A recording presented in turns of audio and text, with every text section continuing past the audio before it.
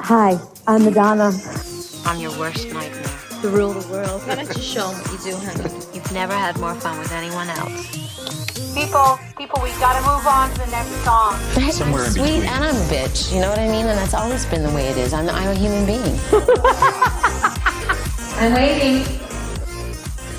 Hey, this is Christian Vincent, and you're listening to MLVC, the Madonna podcast. Hey guys, it's Tony. Welcome back to MLVC. It's the end of August, end of summer, and here we are. Hi everybody, it's sorry. Hi everybody, it's Stefan. Tony, you threw me off. I'm like, this is not the end of summer. It's still summer for a good couple weeks still. You're one of those people already drinking a pumpkin spice latte, aren't you? Actually, I had one on Saturday. Yeah. I know. I was going to say, I'm like, you've got your cardigans all lined up. You're ready to wear your Madame X tour jacket and sip your pumpkin spice latte. I know it. Well, there wasn't much of a summer, so I'm bidding adieu to what was summer, you know. But yes, everyone, welcome to the show. As you heard, our very special guest today is Christian Vincent. Christian, welcome to the program. Yay! Yay! Glad to be here. Yeah, we're how are things treating you during our crazy days of 2020? Yeah, where are you calling from? Actually, right now I'm in Canada. Wow. I was here. Well, right now I'm bi-coastal now, and I lived in LA for years, and then I got a place here in Toronto. I'm originally from Canada. Great town. Yeah, it's a great city. So I was here working, and I had just finished filming a show, and then Corona hit. And my family's here, and given did I want to go back to LA and be in quarantine?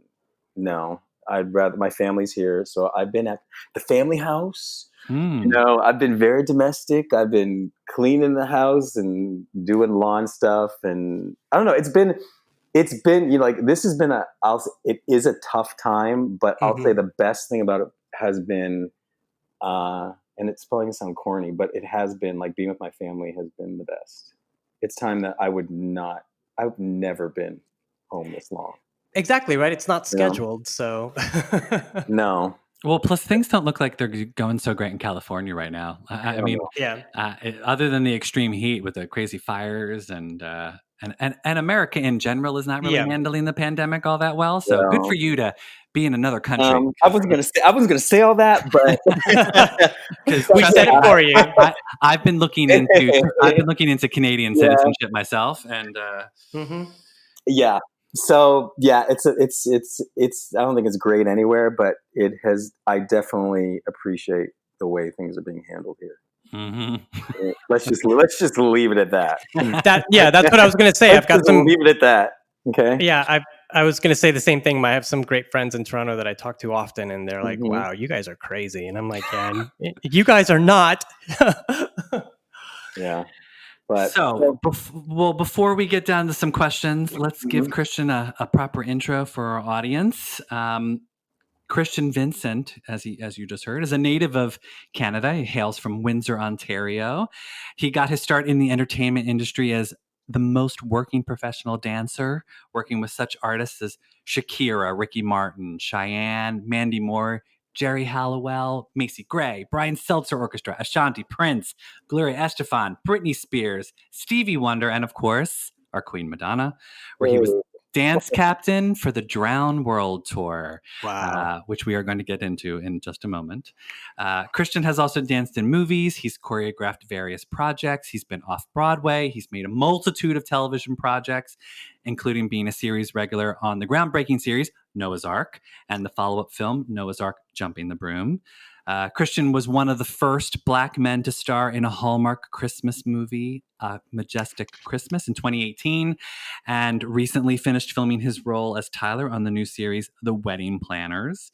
He's also been a faculty at the USC Gloria Kaufman School of Dance and currently teaches masterclasses around the world. So, wow, that's a lot, Christian. I'm exhausted. Yeah, I'm exhausted hearing that.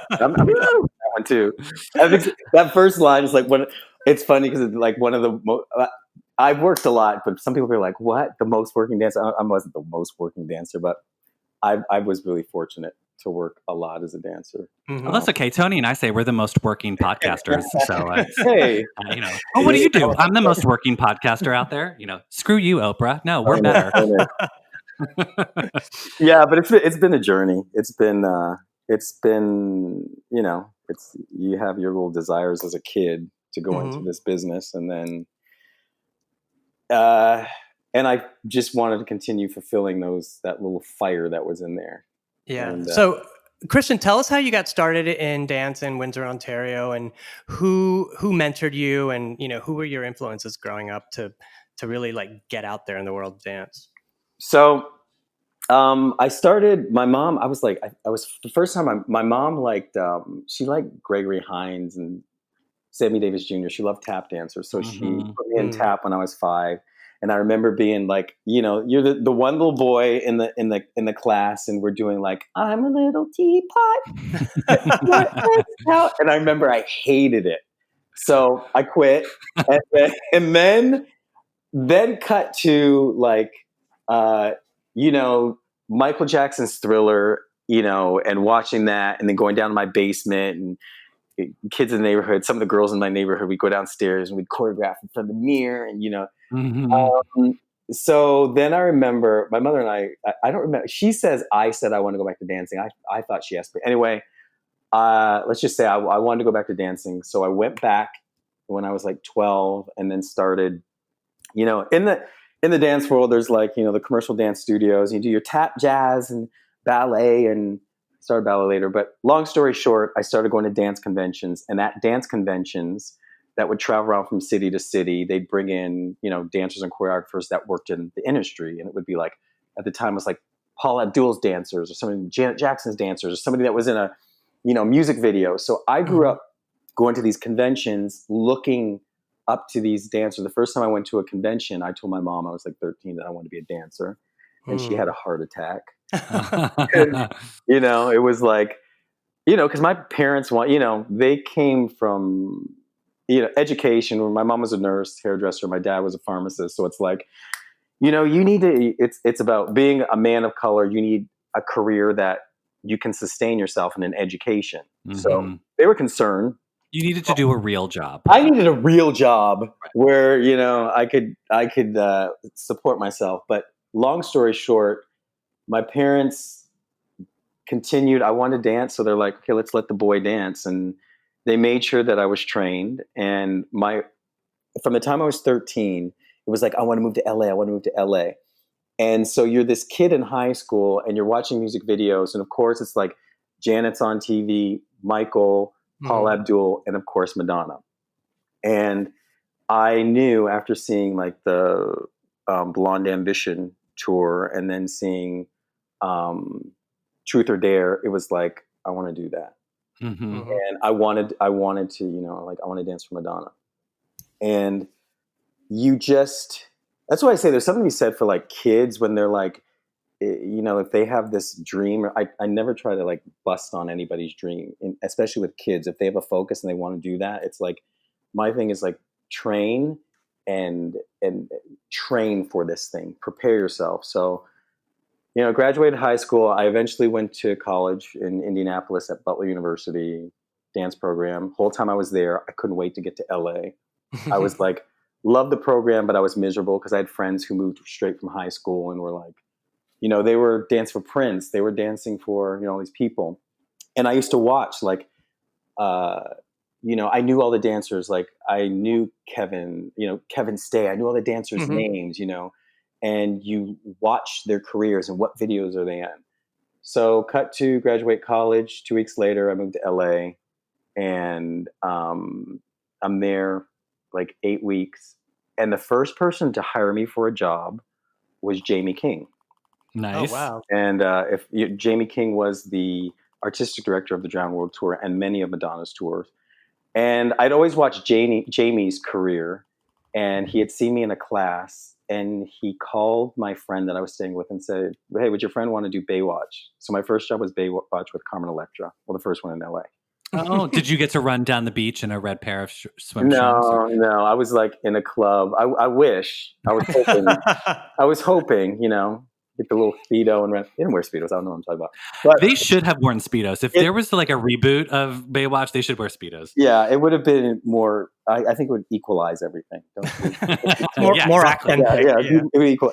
So that was the first job in LA, and the second job was Prince started a dance company. So my second job, I was at Paisley Park in Chanhassen, Minnesota for 3 months, rehearsing in Paisley for this company that he and Maite had started. And did you get to meet Prince? Yeah, we were there for 3 months every day in his house, basically. Like just hanging out.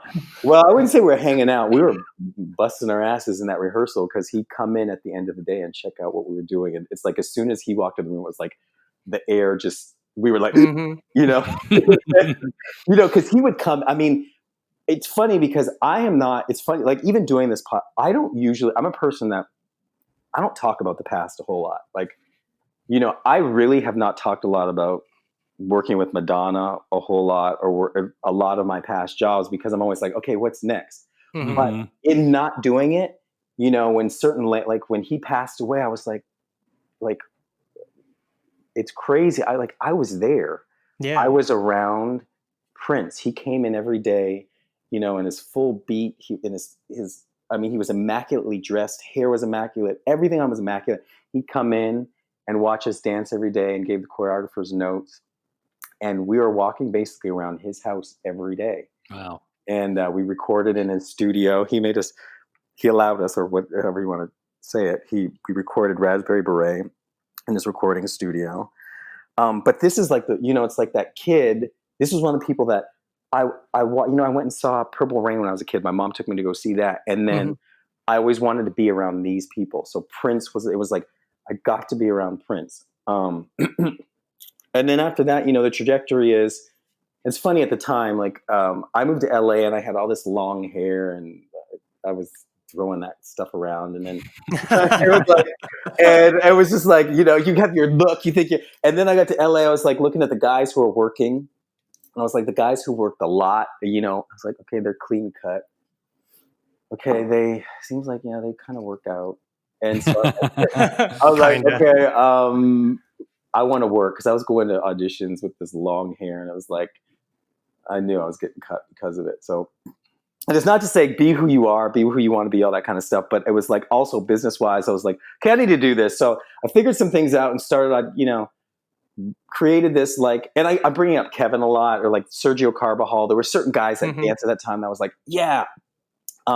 So it was like, I wanted to be the brown one that got all the jobs. Mm-hmm. Because in LA, it's very much, for dance jobs, it was always like, there's going to be, I'll just be bluntly honest. There's going to be so many Caucasians on a job usually, and then there's going to be the one black guy, maybe one Asian guy. So I wanted to be the whatever they thought I was, Latin, black, whatever. I was just like, let me be the one brown guy. So I started auditioning, and then it's like you've got to be out there and audition, and that's what I was doing. And I started working, and I'm going to cut to the chase with, the last time Madonna had auditioned was when I was in high school, and that was Girly Show. Right. And so when she had this audition it was for the Don't Tell Me video. And I was like, in my mind, I was like, I'm going to get this. Mm-hmm. Because that's why I moved to LA, was to work for these people. And as far as imagery and as far as artistry, I always appreciated what she did and wanted to be a part of that. So long story short, big audition, like for our generation, was like huge. Madonna's having an audition. So went to the first call, and they were picking 4 guys. And out of how many? Oh God, 5,000 people. I don't know how many auditions. So I don't like, nowadays there's even more dancers in LA, but it was everybody, all the dancers in LA, auditioned for this music video. Mm-hmm. And that's why I'm like, manifestation. It's like, I do believe in. It's just like, I'm going to get this. And there's another friend of mine that got it. And I remember watching him because I had gone and I watched him like, he's going to get it. There was a friend of mine at the time, Michael. And I watched him dance like, he's going to get this. So I remember getting in my car and I auditioned. And I remember, when did I get the phone call? I remember getting my agent calling and say, you got it. And I called my parents of like, I got it. And it's like, and I just broke. Like, yeah, I mean, like, it's all that, like all the years of like watching music videos, you're watching Madonna, you're watching Prince, you're watching Janet, and everybody in the city wants this job, and you're like inside, you're like, I want to get this, And in the audition, I remember I tell this to kids a lot because I teach a lot of kids across the country. Because when you audition, it's a total mental thing. Of course, Yeah. I'm not going to swear, but it's like, well, oh, you can. It's a Madonna. It's like, a Madonna podcast. You can swear all you want. Auditions are a mind fuck. Like you can be the best dancer. There's so many auditions that I have had some that are great and then some that are completely shit because I just lose it. I like go down or I look at the wrong thing and it just throws me.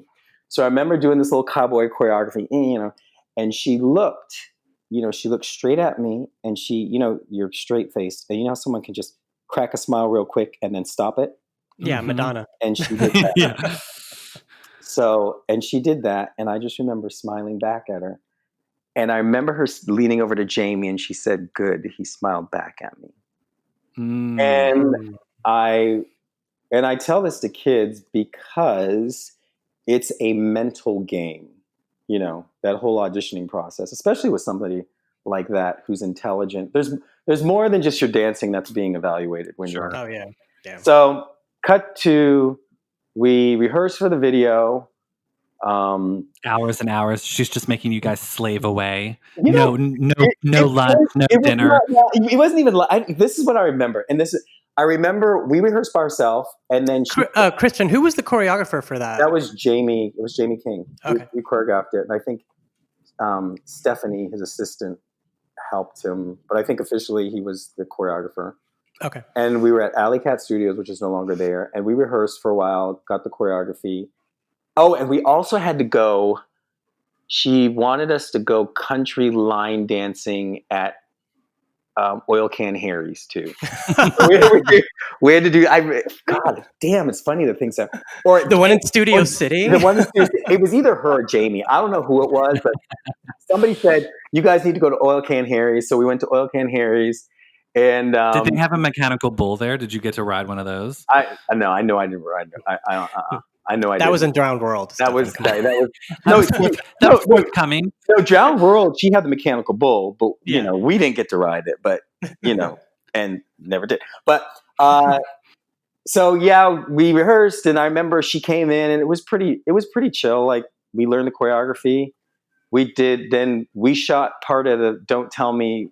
It was like we had to go away. We were out in some desert. Like we had to go away for a night, just the guys, to do the desert part. Right. And then we filmed the next part on a green screen with her. And I remember we took some pictures.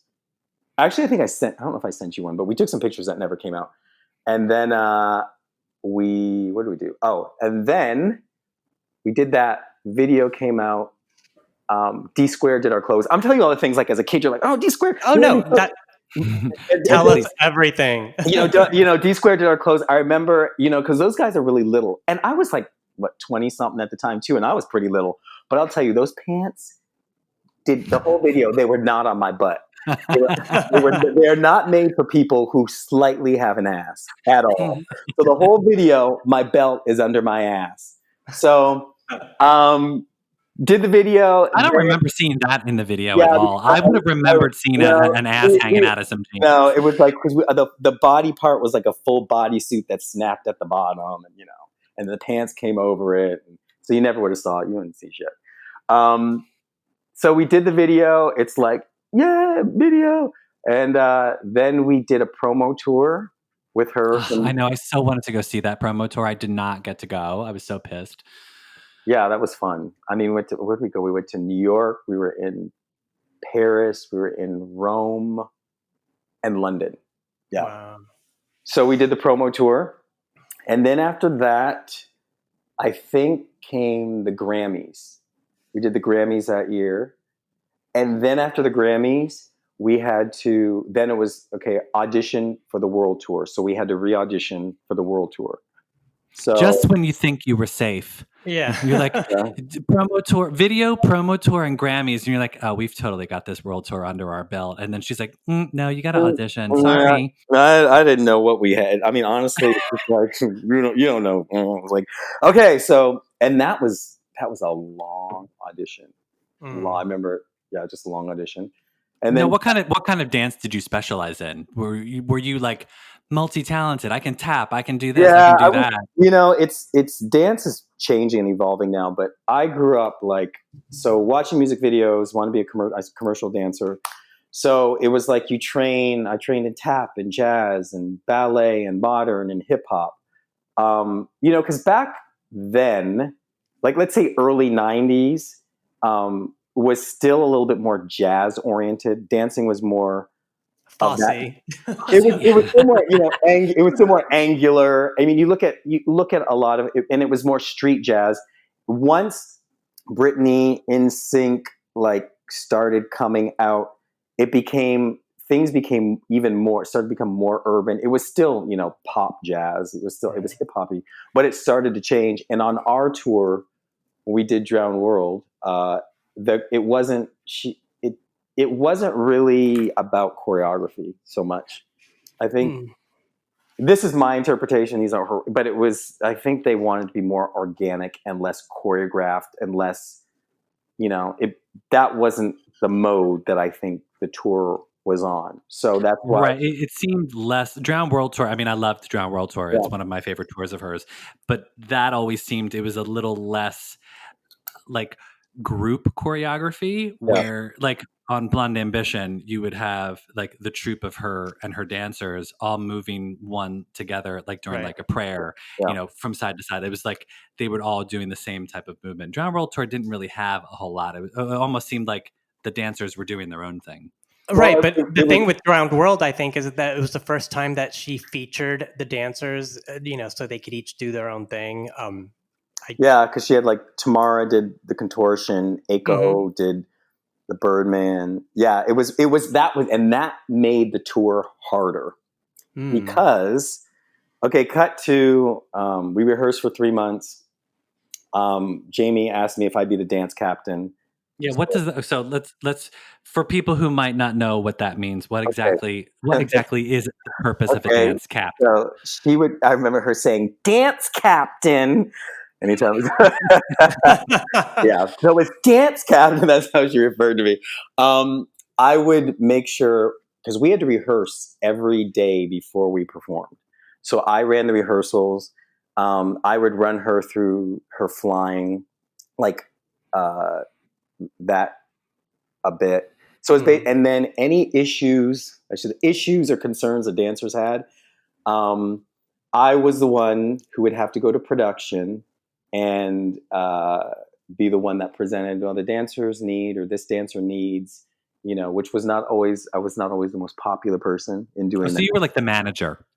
Well, yeah, it's basically trying to taskmaster. I was a taskmaster, and just try to keep us, everyone on the same page with production and the dancers, and so that was my job. And would Madonna come to you if there was a problem that she wanted to fix things? Guys, you're going to make them do this or make them do that? No, it was because we still always had one of Jamie's assistants on tour. So the train of command was basically Madonna would tell if it was Tiffany or Stephanie, and they'd say, "Christian, can you?"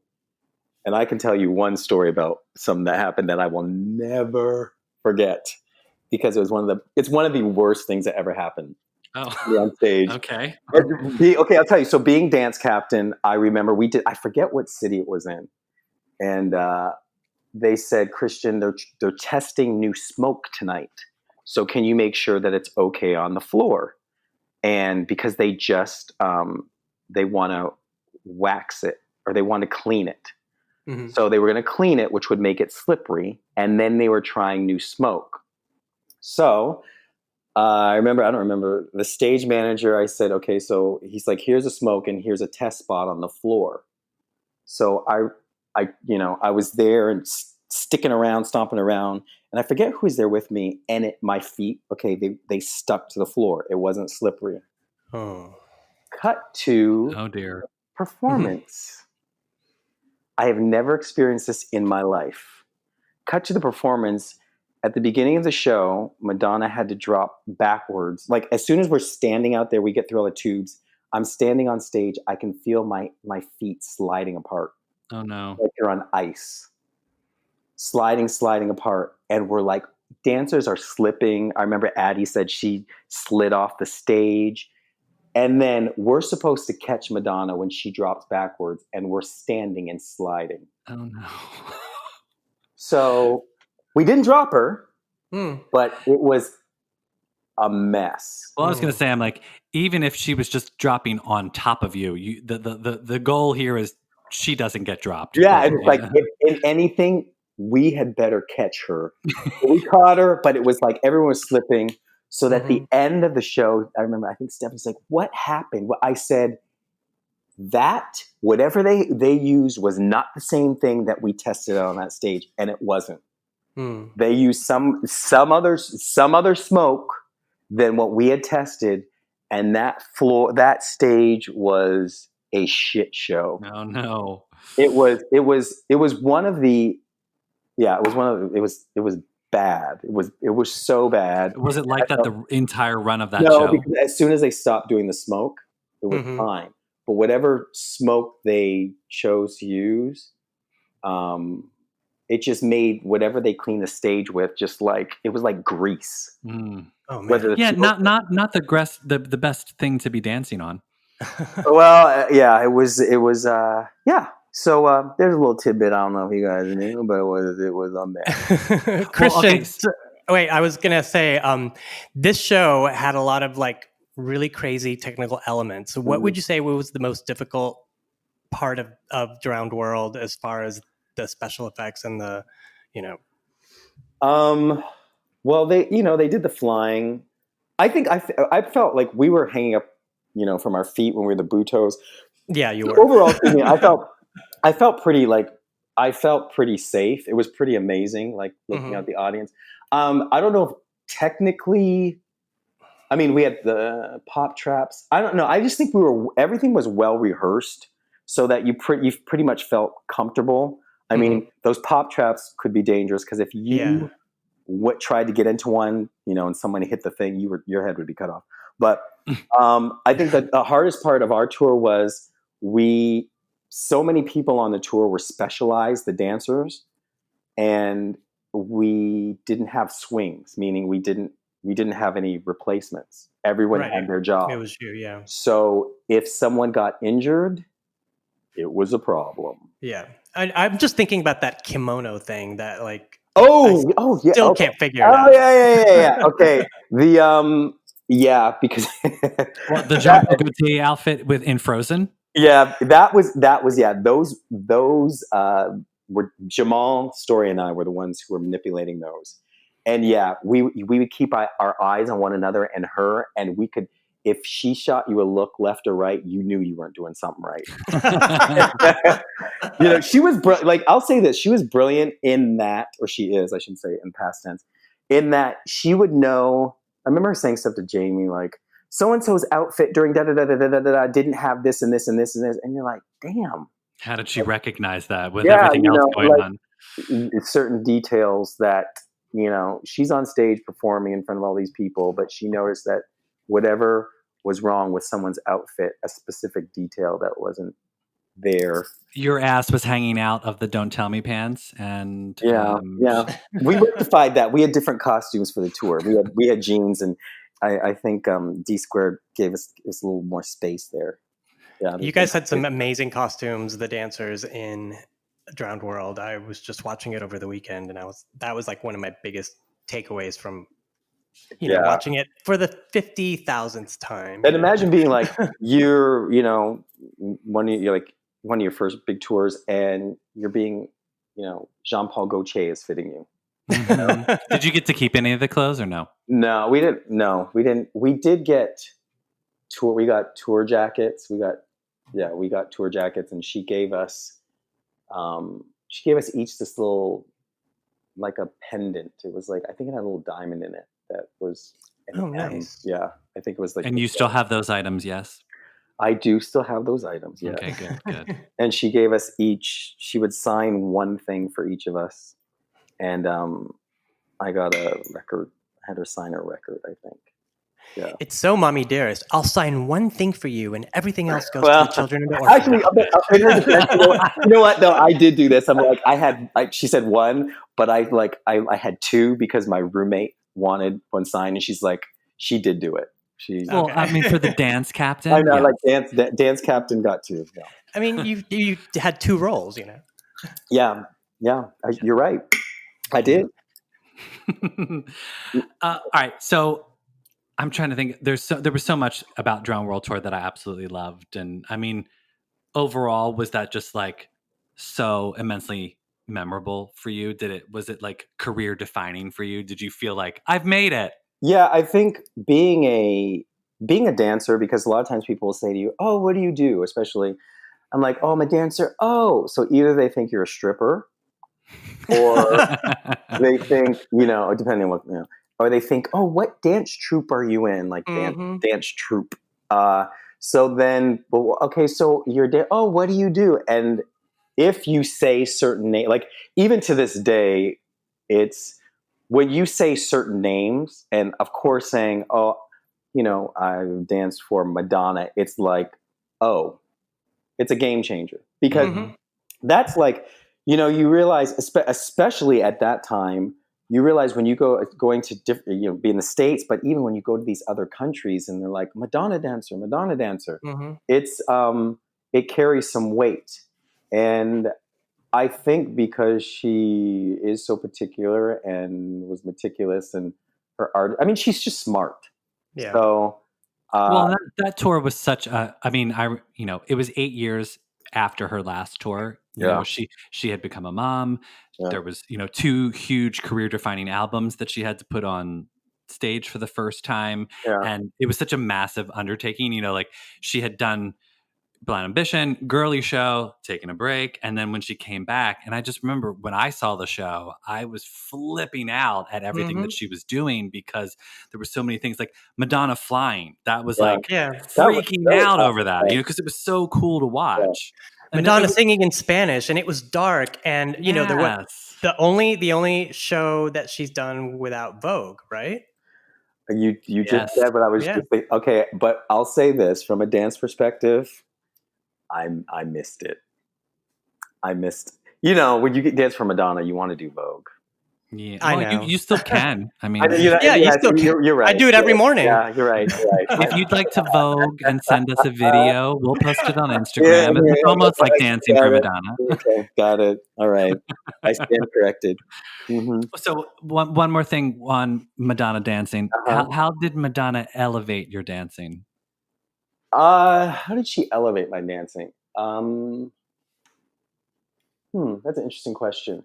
I think she elevates status as a dancer.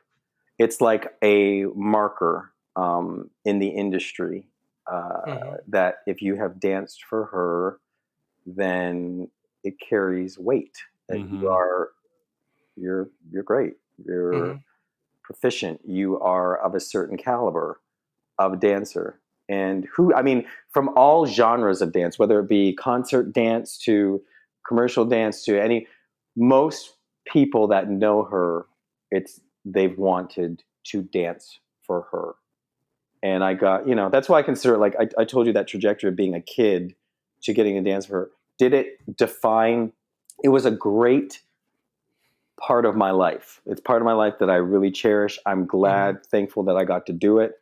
I'm thankful I got to be around to learn, to see, to grow, and I cherish it. Yeah. Christian, you also have your SAG card. I see you have a lot of a lot of film credits. So Mm-hmm. tell us, what are some memorable film appearances that you were in? I mean, I know that you were in Rent and So- She's All That, which Yeah. is a very iconic dance sequence. Yeah, that was like that was my first. So there's a difference between, but it's funny because as a dancer, when you tell people I was in this movie, they're like, wait, where? What? There, right? Oh, there. Oh, where is Yeah. it? You know. So as a dancer, like, you know, there's certain like She's All That, Adam Shankman choreographed with Mama, and that was my first movie. One of my favorite jobs ever. They created the best environment. It was amazing. I mean, it was fun. So that's one of the most memorable movie moments as far as a dancer. And if you want to, it's staying in the dance genre or going outside of that. No, go for it. So I have to say, like, it's pretty, the trajectory of things, like being the dancer, you know, you're always behind somebody. And just like, okay, so 2 years ago, I don't know, I was teaching at USC, professor at USC, and I took a sabbatical for a semester. And I was like, you know, I want to take some time because I want to get back to being the performer. And literally a few weeks before summer started, I get this call from my agent saying, we have a request for you to do a Hallmark movie. I'm like, what? Yeah.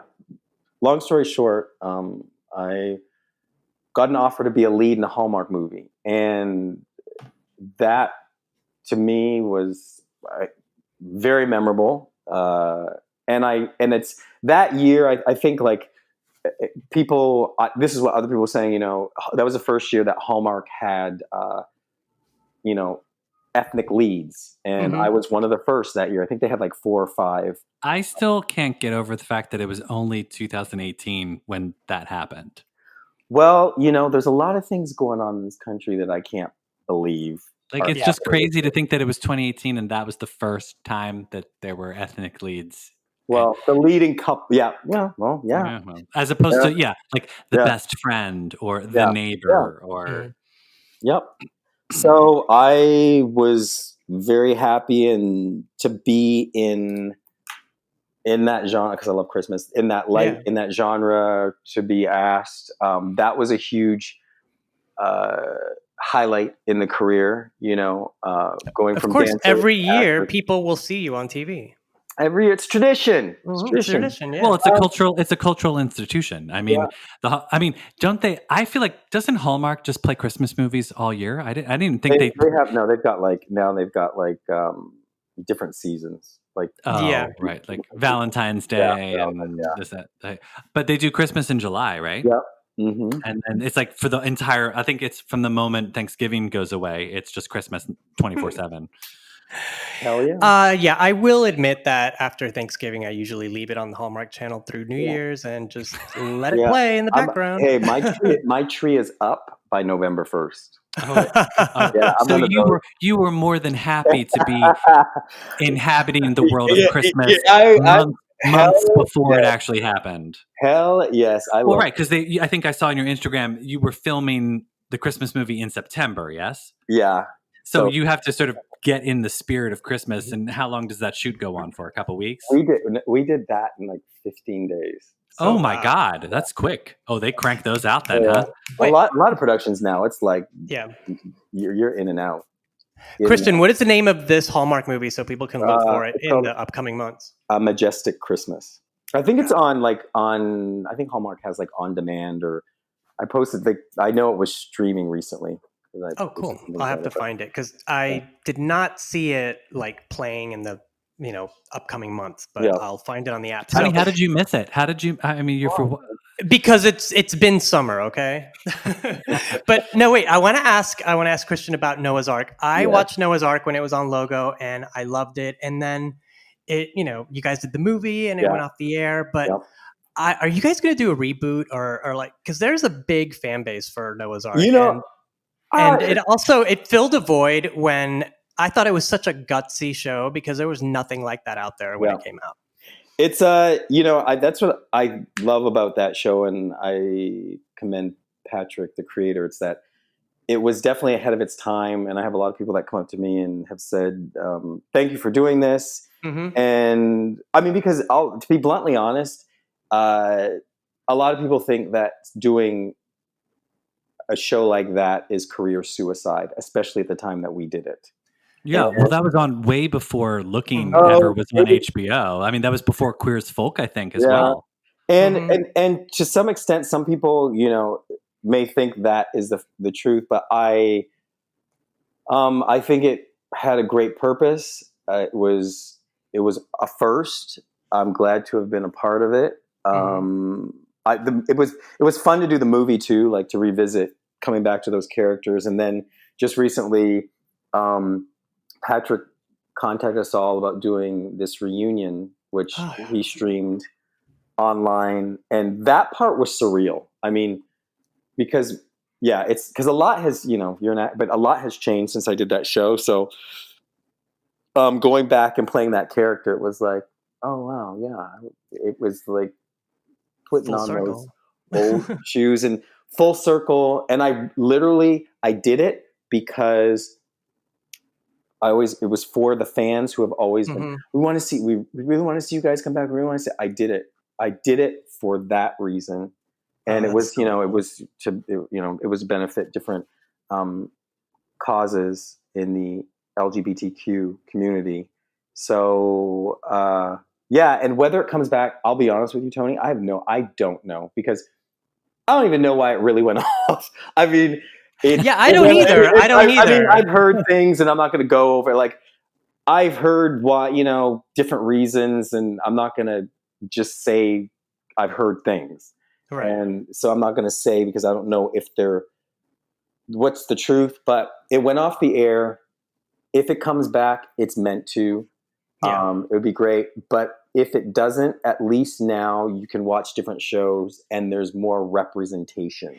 Exactly. And That's what I was going to say. yeah. You guys opened the door for other people to tell stories. I mean, there was never Black people that were gay, that were out, that were not suffering. There were never Latin people that were out and gay and, thriving. So I'm so glad that now we can see those stories because Noah's Ark had the balls to do it, Yeah. And it's funny that people, like, I always get people came up to me, they say, "Oh, I used to watch your show late at night."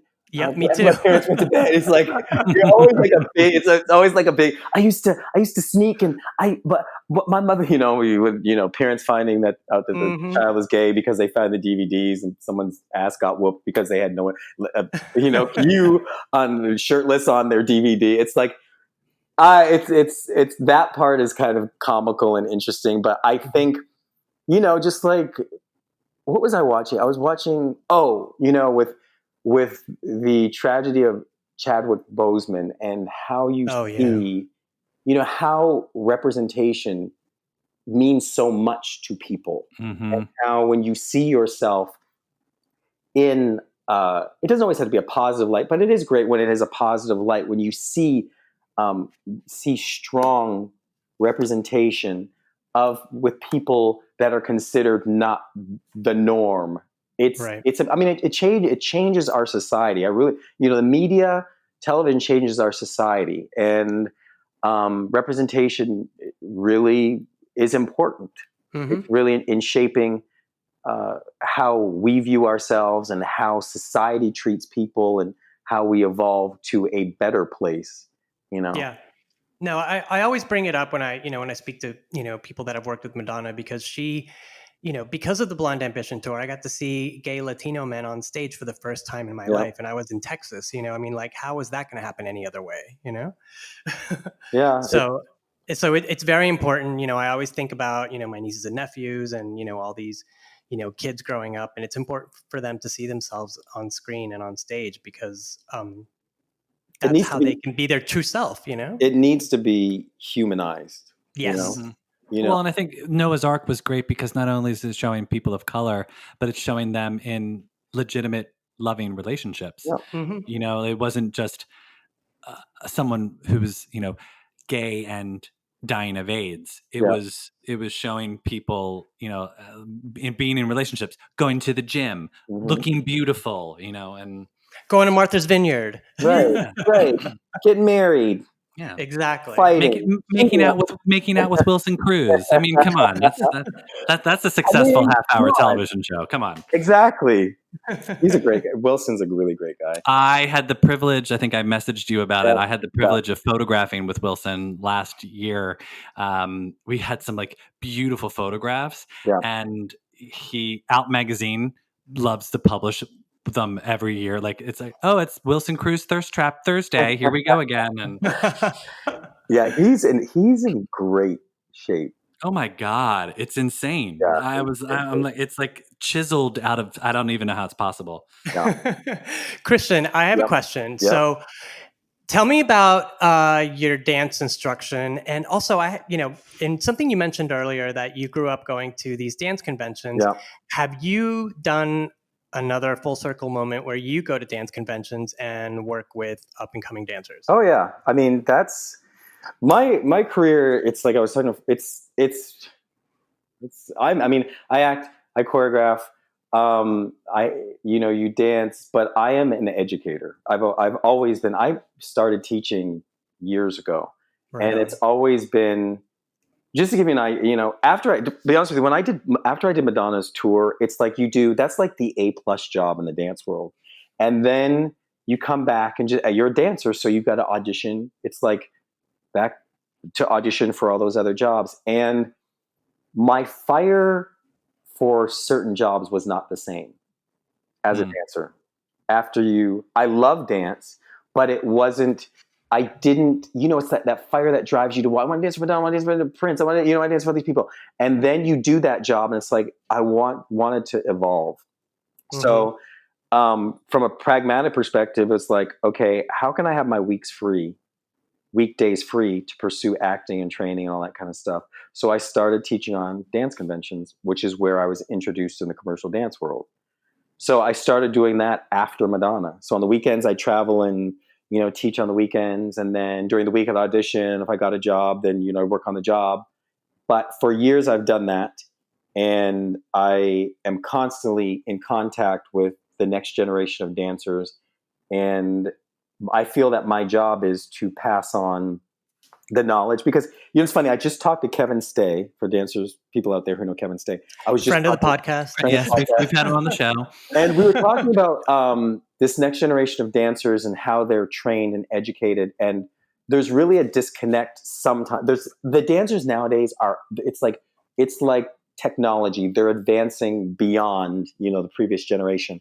However, there's a vast amount of training that's going on that does not prepare them for the realm that we worked in. And I said, we're just talking about that. And that's what I think my job is. And it's to help teach them in a manner that is inspiring, but also is practical and pragmatic if they want to be a performer. So I try to elevate how they feel about themselves, because we all have these, especially as a teenager, all these insecurities, all these things you don't like about yourself, and they get magnified if you're not strong, they get magnified when you get into this business. And not only am I about training and getting the skills, but it's also the thought process about yourself in this business and enjoying yourself. So yes, I do. I am constantly educating. I travel and educate. I do master classes. I do the conventions. I did end up getting my master's so that I could teach in higher education. I was lecturer, professor at USC. I just stopped at USC as of this year because, I was choreographed. Last year I choreographed the Madam C.J. Walker self-made movie. And then right after that, I went into the Salt and Pepa movie. I was going to ask you about that because I saw that you tell us about that. Yeah. So education is I'm always going to do that. Even I'm always going to educate with respect to dance. So Thank yes, you. to come full circle. What do you want to know about Salt and Pepa? Oh, I just how does one go about choreographing the life of Well, Salt and how Pepa? do you Do you sit down with the ladies and be like, girls, what would you like me to include in this? Or do you just be like, I'm just going to make it up based off the videos? Well, the thing with that was there was one portion I don't know how much I can say. Shit. I'll just say this. It's not out yet. It comes out in January. So I'll say this. There's a lot of iconic music in there. So I did not want to replicate verbatim someone else's choreography. Right. So it's like late 80s, early 90s, hip hop.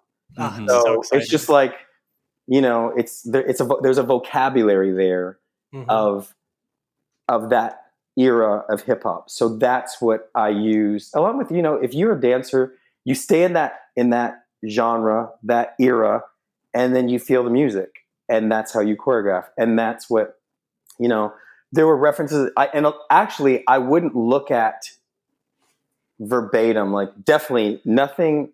There's one thing it had to be verbatim because it's a recreation. I'm not going to say what, of one of their music videos. So there's one thing which they got permission to use the choreographer's movement because I had to recreate one of the videos, which was fun. Actually, that was harder because cuts from this and okay, what are they doing there? What so that was the hardest part. But it was cool to work on another iconic. You look back at it, it's like God, I worked on Salt and Pepa, yeah. Salt and Pepa's movie, there better be some Running Man and some Kid and Play, and you're not going to be disappointed. Okay, I was going to say, I grew up watching those music videos, so you better be bringing it for us, Christian. You're not going to be disappointed. But most importantly, the kids need to see this. You need to teach the children these dances. I was at the Global Citizens Festival 2 years ago, and Janet Jackson was coming on. Everyone knew Cardi B. Everyone, all the kids around me knew who Cardi B was. They couldn't name a Janet Jackson song, and I was appalled. Well, I was like, "That's called us getting older." I know. Yeah, we just have to.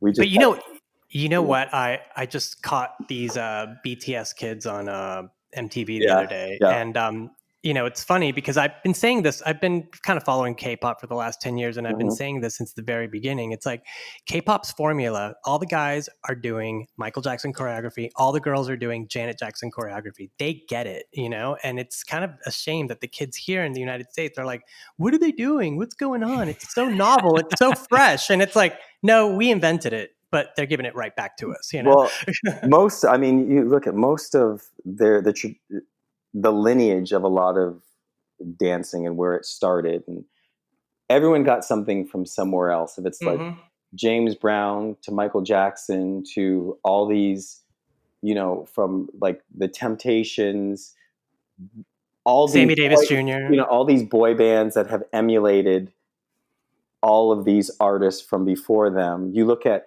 the Britneys, all of the Christinas, like Janet was the mold. Yep. And then we put it in different incarnations, that are marketable in different so it's none of it is really, even some of our big artists right now. And this is what it's funny. I was talking to Kevin about this. I'm like, most artists cannot do anything like that are, if they're in this vein, I'm not going to name, but that Madonna hasn't already done. Right. Like, what can they do that she didn't already do? It's hard because I was just looking at the Miley Cyrus VMA performance last night, and although I know she was tipping her hat to her own Wrecking Ball video by riding that disco ball at the end of the performance, Madonna did it first. I was like, oh my God, this is Madonna deeper and deeper in the girly show. It's life is like Madonna says on that song in Madam X, life is a circle. Oh my God, Stefan, I think it's time for my favorite part of the podcast. Oh yeah. All right. So I'm ready. I don't know if I'm ready. Christian, for every guest, we always do a little bit of lightning round questions. Oh, okay. It's just meant to be quick, off the cuff, top of your head. No pressure. But we're going to do a little, I'm tweaking it slightly for you. We're going to do a special Drown World Tour lightning round today. God, you're going to jog my memory. Yes. So hopefully Drown World Tour is fresh in your mind right now. All right. Okay. Favorite song on the Drown World Tour set list? Music. Yeah. Wait. What it feels like for a girl was really that really hit me too. Also known as Lo que siente la mujer. Sing it. Okay. I let Tony handle all the Spanish on the show. Yeah, let him. Because my accent it'd be a Northeast Philly accent. It would just sound terrible. Yeah, don't do it. Favorite Madonna number to dance in the Drowned World Tour? I have to say it was the cowboy medley. Probably "Don't Tell Me" was probably my favorite. Yeah. I still do the little strut at the end of the video whenever that song comes on, and it's the close up of all of Madonna and all the dancers, and you're just sort of jumping, moving your shoulders. I do that all the time. It's like if that song comes on, I just do it. I got another job just because of that ending shot. Fatima Robinson said the end of that video. That was why she hired me for some. Oh, that is heaven. I love that. In fact, every Halloween, if I am at lack of having a costume, I just put on a black button down without sleeves, dirty jeans, boots, and a cowboy hat, and I black out my eyes. And when people say, "Oh, you're a cowboy," I said, "No, I am a backup dancer from Madonna's "Don't Tell Me" video."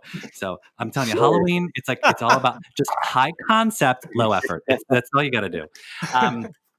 Okay. Lightning round. Okay. Yeah, sorry. As we digress. Yep. Favorite look you wore in the Drowned World Tour? I would have to say cowboy. Yeah. It's iconic. You didn't like the punk in the? I mean, I loved the punk. Because our heads were all covered up. No. He's like, no. No, our heads were covered up. No. What were some of the other? There was also the. Actually, but I will say that Jean-Paul Gaultier, those tango outfits, those were nice too. Oh yeah, those were so beautiful. That was such a beautiful section. Yeah. Favorite look that Madonna wore in the Drowned World Tour? Oh, I think. Ooh, that's a hard one. God, I think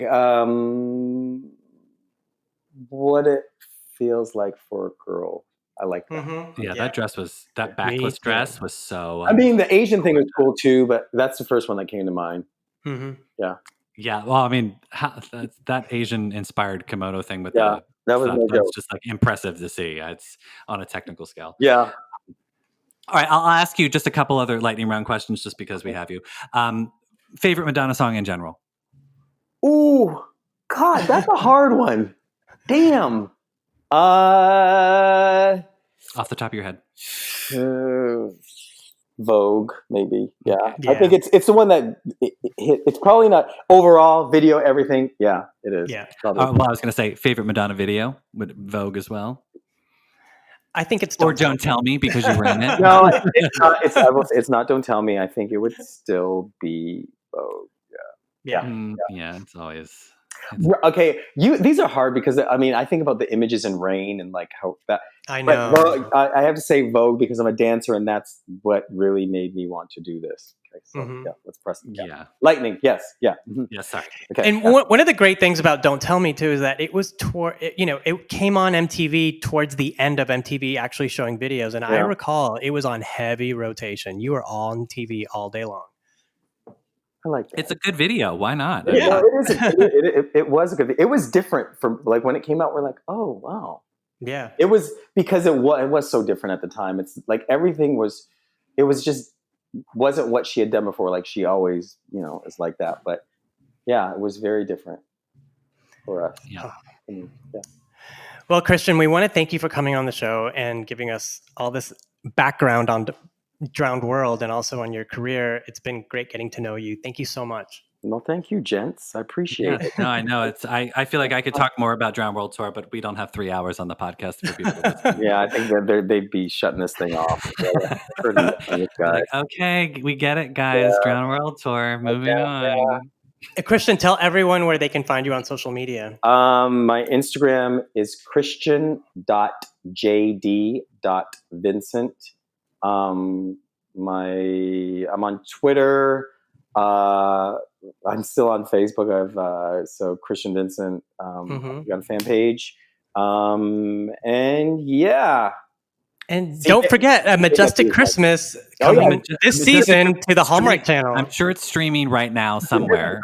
Wait for Salt and Pepa, and then if you go on Netflix, watch Self-Made, Madam C.J. Walker. That's it's actually really good with Octavia Spencer. Yes. What have you jumped on the Instagram Live bandwagon at all? Are you doing anything teaching or on Zoom? I've done a little bit of Zoom stuff, but I haven't been, I haven't done a ton of it. I'm going to start getting a little bit more virtual probably in the next few months and engaging that way a little bit more. I think I need to.